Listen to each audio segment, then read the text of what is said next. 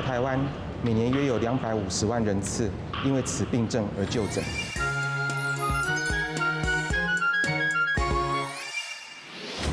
250万人次因为此病而求诊，到底是什么样的状况呢？请教另外一位专家。这个疾病呢，有30%都跟生活习惯有关，而且不良的饮食内容会非常严重影响到这个疾病的症状。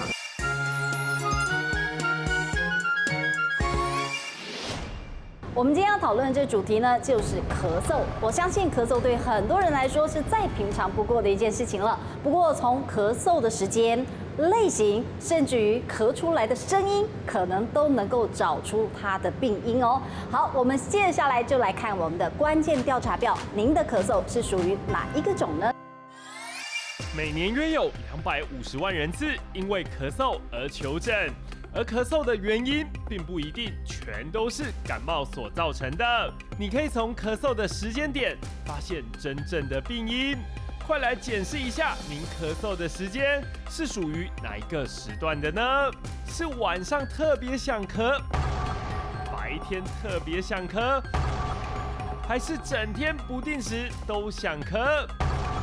今天我们就要从咳嗽的时间和声音来分辨，让大家都能够揪出咳嗽的祸源。今天我们录影现场邀请到的是连咳1个月，咳到睡眠不足的时尚俏妈咪关妮可，还有在白天特别想咳嗽的王伟杰。到底造成他们咳嗽背后真正的原因是什么呢？好，我相信这个咳嗽的问题，其实真的有一点点的恼人哦。然后其实我们常常讲一句话，这个用台语来形容哦，这个偷追塞惊的呀捞哦，那医心惊底少，这个其实真的对咳嗽这2个字，其实医生碰到有时候也会真的还蛮麻烦的。咳嗽的作用到底是为了保护我们的呼吸道吗？没有错，的确，咳嗽本身是一个人体正常的保护机制。当呼吸道接受到外物的刺激的时候，那人体就会有一个机制，就有一个横膈膜收缩，然后一个气压向外冲的力量，将一些异物刺激能够将它排出体外。是，今天我们就要来讨论，因为咳嗽不见得大家以为都觉得啊，应该就是感冒，其实好像不见得哈。对。然后它也有分哦，时间点，有的人是晚上睡前特别想咳，有的是白天，然后有的是整天哦。所以我们就先来看一下这个部分。晚上特别想咳嗽的2位有没有晚上特别想咳嗽？没有。但妮可你是我整天，你连半夜都咳。我就是半夜咳，然后就咳醒，就又变成睡眠不足，咳嗽还会造成睡眠不足。啊 ，OK， 你是白天想咳，好，没关系，我们就来看一下。第一个是鼻涕倒流，请教一下张医师，鼻涕倒流为什么会特别选择在晚上的时候会想咳嗽？鼻涕倒流顾名思义就是鼻子发炎之后所产生的分泌物，那没有从前面流出来，而是从鼻腔后方流到咽喉。那所以跟躺着有关。对，在躺下来的姿势特别容易加重鼻涕倒流。是 OK， 好，那我们就先制作一段这个 VCR， 让大家清楚的了解所谓的鼻涕倒流的现象到底是什么。等一下呢，回到节目当中再请张医师好好解释一下。鼻涕是由鼻黏膜的杯状细胞所分泌，功能在于保护整个呼吸道。但因为鼻涕的分泌是持续性的，而且鼻腔与食道相通，所以鼻涕常常在不知不觉中被咽下。而当大量的鼻涕从鼻腔倒流入喉咙时，咽喉就会因为受到刺激而引发咳嗽。鼻涕倒流引发咳嗽的原因是什么呢？当鼻涕流到鼻咽部以及喉咙，就是所谓鼻涕倒流。正常的鼻腔以及鼻窦分泌物一直都持续的从鼻腔往后，经由鼻咽部流到喉咙，再经食道吞到胃中分解。而在正常状态下，大家不会有任何感觉。但是，当各种急慢性或鼻窦炎的情况下，将会让鼻腔分泌物变得粘稠，或是其他因素，例如过敏性鼻炎，而使得分泌量增加，就会让人感觉这些分泌物聚集或卡在喉咙内，或感觉由鼻腔的后面往下流，喉咙不断受到鼻涕的刺激，就会感觉到瘙痒，而引发咳嗽反应。提醒您，咳嗽不一定是感冒病毒引起的，要找出咳嗽背后真正的原因，才能根治咳嗽症状哦。哦，你看看鼻涕倒流咳嗽，我相信很多人都有这个经验，然后尤其是家里有小朋友的，哦，晚上那个鼻涕咳嗽倒流，其实为什么特别是挑晚上？这张图卡表示的是什么？鼻涕倒流它事实上是慢性咳嗽的成因里面第1名，也就是发生率最高的原因。哦，那刚才有提过，对，在鼻腔分泌物从后面倒流的时候，实际上是直接刺激到这个咽喉后壁的地方。哦，这里。所以病患会觉得喉咙好像一直有东西在去刺激它，然后有痒痒的，然后想要去清喉咙，而且确实也咳出一些分泌物。那这一般民众所谓的痰，但是事实上它是倒流的鼻涕咳出来了。那另外鼻子发炎、鼻子不好的人，因为有某种程度的鼻塞，也容易用嘴巴呼吸。是，所以这类病人也会常常觉得喉咙很干，常口渴，会想要喝水。那干燥的同时，事实上也让就会干痒，对，容易干痒，然后特别敏感。OK。但鼻涕倒流咳嗽的声音是不是也不太一样？因为鼻涕倒流，它所刺激的地方是口咽部的地方，所以病患咳嗽的时候，我们会听到就是所谓用喉咙在咳，这样都是这个喉咙这个声音。那当然有一些鼻涕倒流分泌物咳出来的时候，会带着所谓的痰声，但事实上那个是鼻涕倒流咳出来的。好，这个是第一个晚上特别想咳嗽的原因，鼻涕倒流。第2个原因会是什么呢？来看一下，是胃食道逆流。好了，2位有没有胃食道逆流过的经验？有。我我之前也是一直咳嗽，然后就想说，哎，奇怪，我又没有感冒，那为什么会去咳嗽呢？结果是有一次，然后身体不舒服，然后去有点胃酸，然后去治胃酸的时候，然后医生说，哎，那你是不是会咳嗽？我说，哎，对。我说哦，这有关系哦。他说，啊，因为你胃酸一直刺激，所以你就会咳嗽啊。我才知道说，他原来是对，然后治好我的胃之后，哎，就没有咳嗽。事实上，胃食道逆流对于咳嗽的影响，可以根据它刺激的部位跟严重程度来做几个区分。当胃食道逆流它如果只是以食道为主的时候，它会借由神经的活化，然后进一步影响到副交感神经，会影响气管的功能，让气管比较不稳定。那如果说胃食道逆流的胃酸等等的刺激是以咽喉为主的话，就会造成所谓的逆流性咽喉炎。所以一些病人会出现喉咙痛、嘴巴容易苦，甚至口臭。那最严重的情况就是直接刺激到声带，或者整个呛进气管的话，那这个时候病人常在老年人或是用鼻胃管喂食的情况会比较常见，常在进食完之后就会出现很剧烈的咳嗽，甚至当气管接受到刺激，所分泌出的分泌物增加之后，连痰都会变多。哎呦，那问一下营养师，平常有哪一些食物是我们可以稍微避免，然后有所谓的胃食道逆流这样的一个问题？胃食道逆流哈，它其实是慢性这个咳嗽里头当中的就是第2名啊，就是很常见。那我觉得它已经不是一个单纯食物的关系，因为到现在我们很明确的知道它会跟生活形态最有关系。其实很多像我的病人哦，他以前是退休跟没有退休就差很多。为什么？因为他退休之后的生活，他就可以去走路、去动一动。他以前一直被这个胃食道逆流给困扰，他现在就是吃完晚餐就去走走路，所以他走路的这件事情就自然改善他的胃食道逆流。对，但是饮食还是有提醒大家，某些饮食很明显。对，比如说像是咖啡然后甜食、饼干、精致的面包类，这些很多人他是真的一吃就会不舒服这样子。那这些东西可能就要去避开。但是你真的要把这个东西叫做治疗好，它不是只有药物，它真的就是跟你一个生活环境、你的做的行为很有相关这样子。好，那我们再来看看哦，晚上特别想咳嗽的，当然还有以下第3个会是什么呢？气喘。气喘这个字哈，事实上是翻译自国外希腊文的这个原文，但是翻译成中文之后，有了这个喘字，常会让人以为说气喘的人一定会喘，或者是说我不喘就代表我没有气喘。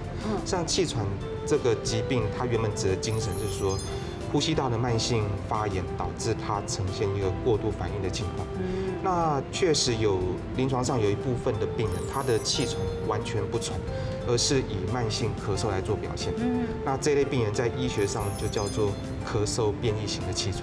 那事实上，它在慢性咳嗽所占的原因里面，大概是排名第3。是，然后再来，它气喘咳出来的声音会是什么？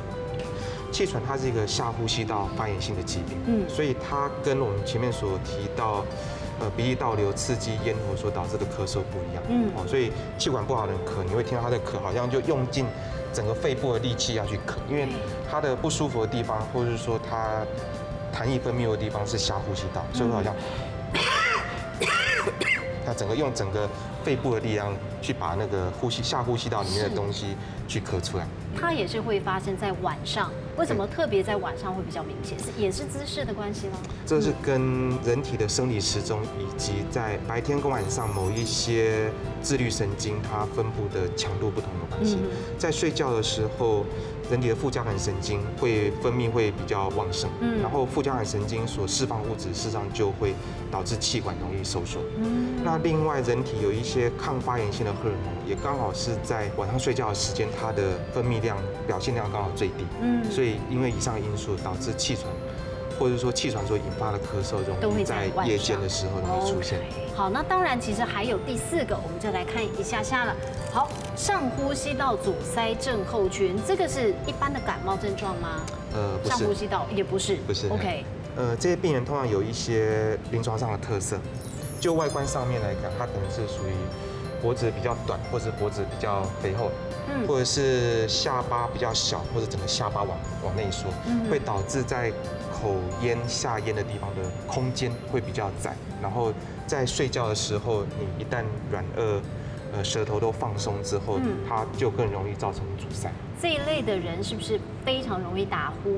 对，那会打呼的原因，除了前面所提到这些外观的问题之外，那如果检视病患的口腔的话，可能会看到病人常常合并扁桃腺肿大，或者悬雍垂过长，因为这些软组织的肥厚在睡觉的时候会导致更容易塌陷，导致在睡觉的时候会出现打呼，然后更厉害的时候，整个塌陷，病人就会出现短期窒息，类似窒息的情况，病人就会莫名其妙就呼吸中止症吗？再更严重就是到达所谓的呼吸中止症候群。OK， 所以像这一类的人，他是应该要调整他的枕头的高度吗？还是要怎么样才能够做最好的一个效果的预防？调整枕头的高度，让睡觉的时候整个脖子能够稍微呈现比较仰一点的角度，对于呼吸道的顺畅可能会有帮助。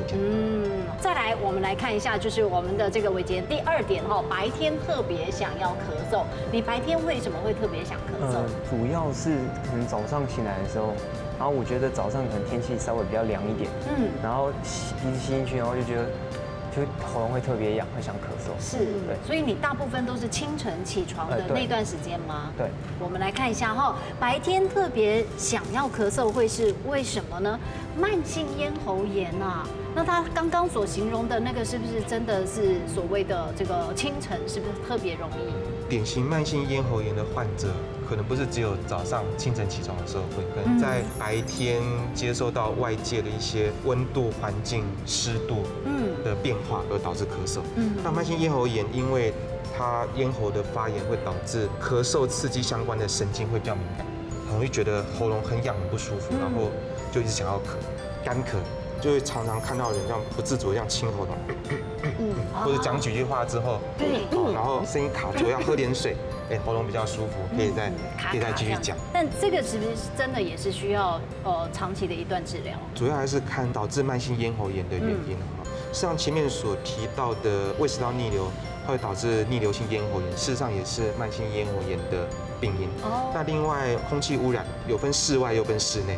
如果室内的话，就是所谓的病态大楼症候群。那现在空调、装潢，然后一些影印机、电脑荧幕等等，所释放出来这些物质，事实上对于呼吸道都是一个长期的刺激。那这些环境还是尽可能要去改善。OK， 那问一下营养师，有没有什么样的一个方法或者是饮食上面可以来改善这个咽喉炎？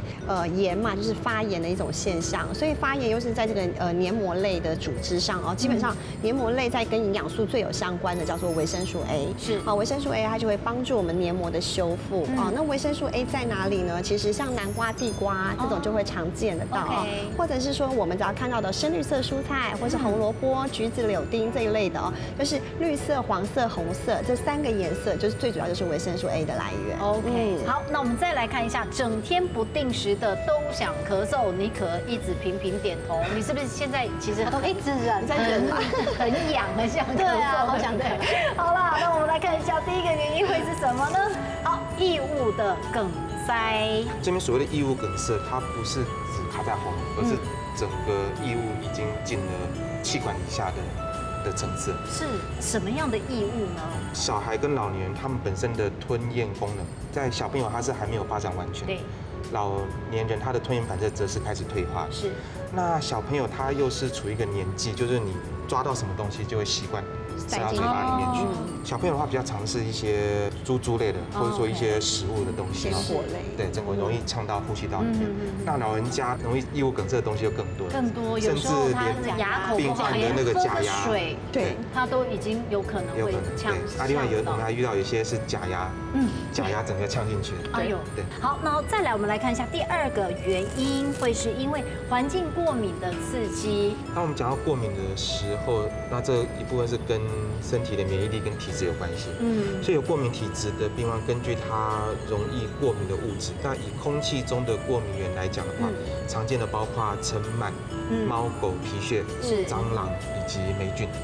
那这是就过敏而言。那另外一部分跟过敏无关，但是跟整个环境有关的，说前面所提到一些装潢、冷气、空调、空气品质的问题，事实上这些都是蛮常见的。那很容易因为接触到这些环境或者刺激物过多的时候，就会引发咳嗽的症状加剧。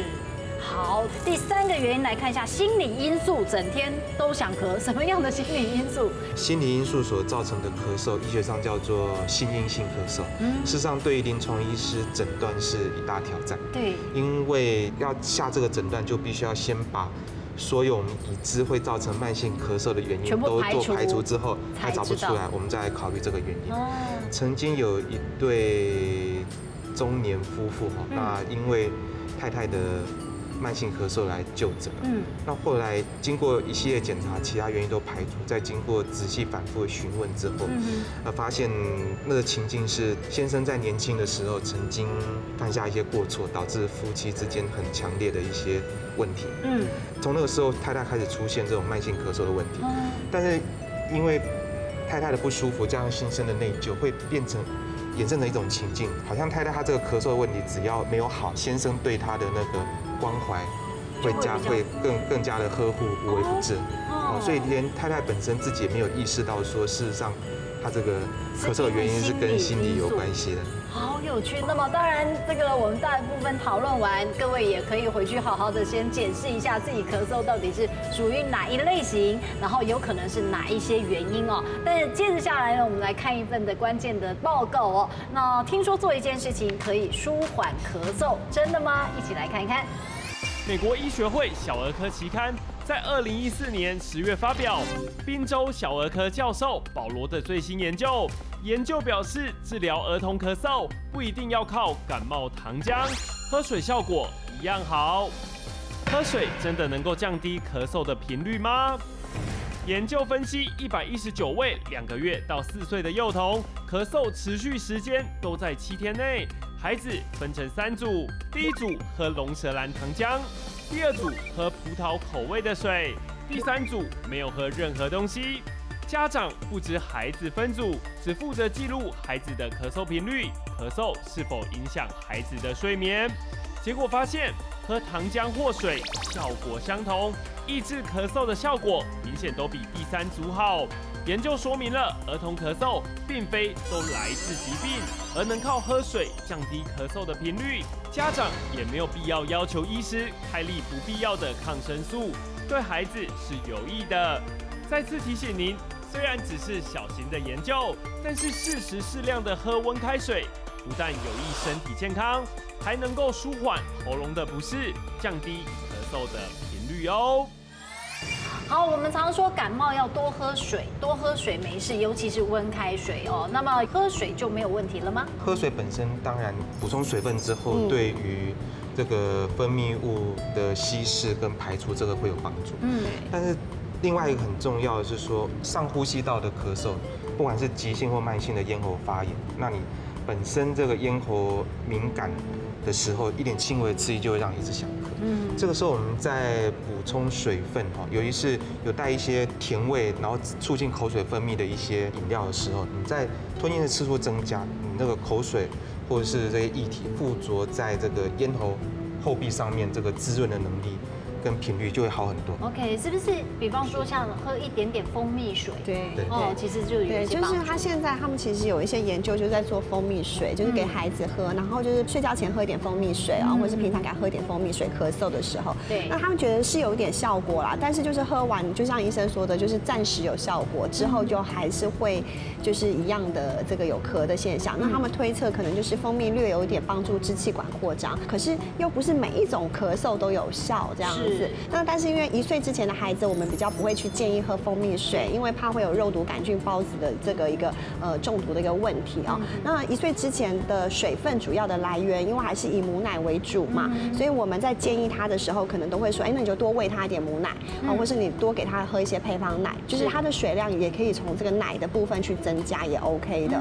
好，所以我觉得甜的东西没有一定不好，因为我们传统的想法是认为会更渴。对对对，那我是觉得这个好，在我们西医是没有这样子的说法啦。那我觉得推测啦，因为有一种就叫做这个 COPD， 就是慢性肺气肿啊，这种是一种比较严重的一个肺功能的问题。那这种呢，疾病的时候，当它真的就是吃淀粉类或甜的东西，因为它产生的2氧化碳会比较多，它就会很容易更咳或更不舒服、更喘。